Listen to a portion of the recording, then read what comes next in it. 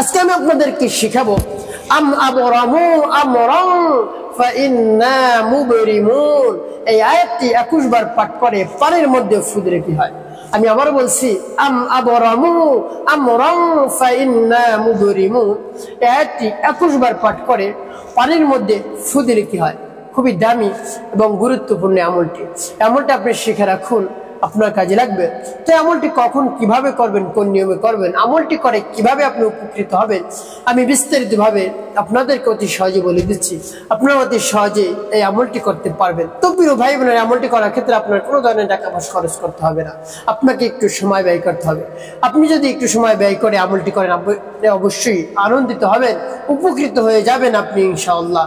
তাই বিস্তারিত জানার জন্য, আমলটি শিখে রাখার জন্য ভিডিওটি শেষ পর্যন্ত না টেনে ধৈর্য সহকারে শেষ পর্যন্ত দেখার অনুরোধ থাকবে, তাহলে আপনি সঠিক নিয়মে এই আমলটি করতে পারবেন। তো প্রিয় ভাই বোনেরা, আমি শুরুতেই বলবো এই আমলটি আপনি কেমন করে করবেন, তারপরে বলবো এই আমলটি করে কিভাবে আপনি উপকৃত হবেন।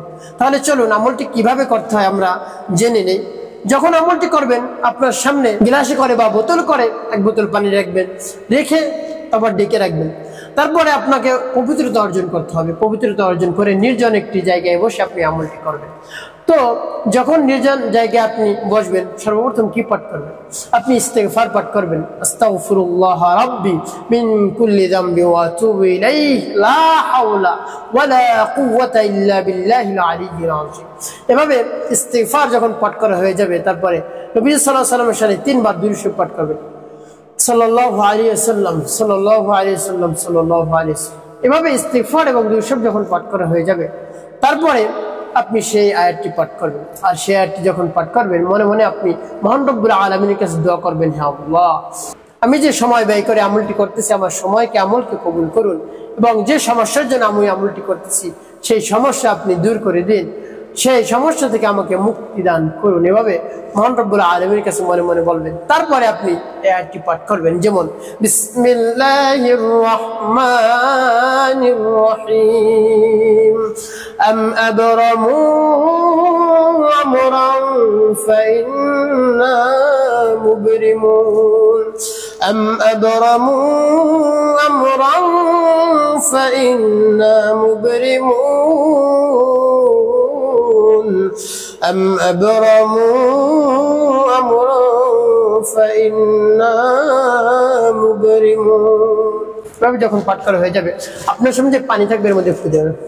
তারপর আপনি আবারও পাঠ করবেন, বিসমিল্লাহির রহমানির রহিম আম আবরামু আমরান ফাইন্না মুবরিমুন أم أبرموا أمرا فإنا مبرمون أم أبرموا أمرا فإنا مبرمون। পাঠ করা শেষ, আবারও পানির মধ্যে ফু দেবেন। তারপর আপনি মনে দরদ নিয়ে আবারও পাঠ করবেন, বিসমিল্লাহির রহমানির রহিম আম আবরামু আমরান ফাইন্না মুবরিমুন আম আবরামু আমরান ফাইন্না মুবরিমুন أم أبرموا أمرا فإنا مبرمون। পাঠ করার শেষ আবার একটি ফু পানির মধ্যে দিবেন। তো প্রিয় ভাই বোনেরা, এভাবে কতবার পাঠ করবেন? 21 বার। 21 বার পাঠ করে 3টি ফু দিবেন আপনি।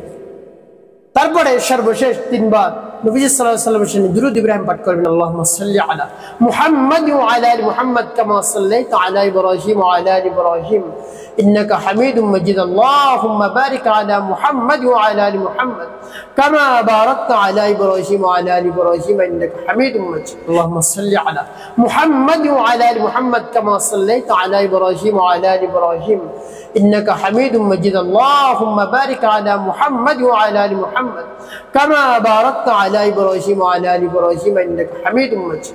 এভাবে যখন দুরূদ ইব্রাহিম 3 বার পাঠ করা হয়ে যাবে, আপনি 2টি ফু সেই পানির মধ্যে দিবেন।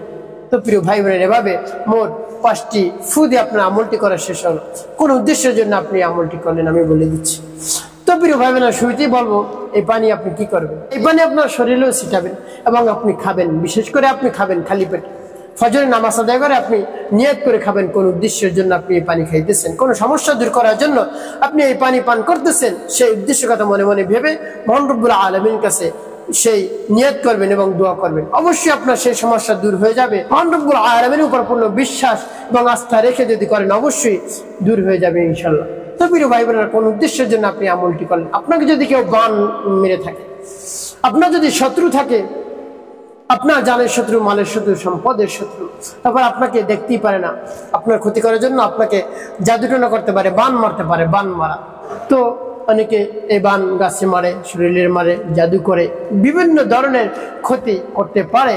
তো প্রিয় ভাই বোনেরা, সেই বান কাটার জন্য আপনার শরীরে যদি ক্ষতি করে থাকে বান মারার মাধ্যমে, যে আপনি একেবারে শেষ হয়ে যাবেন, এভাবে যদি সে বান মেরে থাকে, তাহলে এভাবে আমার দেখানো নিয়ম অনুযায়ী আপনি আমল করুন। একেবারে সংক্ষেপে আমলটি করুন, আপনি উপকৃত হতে পারেন। তো প্রিয় ভাই বোনেরা, আপনার মনের মধ্যে যদি সন্দেহ থাকে যে আমলটি করলাম, উপকৃত হতে পারবো কি পারবো না, এভাবে যদি সন্দেহ থাকে, তাহলে কিন্তু আপনি উপকৃত হতেও পারেন, নাও হতে পারেন। আপনাকে পরিপূর্ণ মহান রব্বুল আলামিনের উপর বিশ্বাস রেখে আমলটি করতে হবে। তারপর এভাবে আমলটি করে পানিতে ফু দিয়ে সেই পানি আপনি নিয়মিত ব্যবহার করুন, 7 দিন করুন। তারপরে দেখুন অবশ্যই পরিবর্তন আসবে ইনশাআল্লাহ। তো প্রিয় ভাই বোনেরা, একটি কথা আপনাকে মনে রাখতে হবে, সেটি হলো 5 ওয়াক্ত নামাজ আদায় করতে হবে। মানুষের খেদমতে, কল্যাণে বেশি বেশি আপনার কাজ করতে, অবশ্যই আপনার জীবন সুখময় এবং শান্তিপূর্ণ হবে ইনশাআল্লাহ।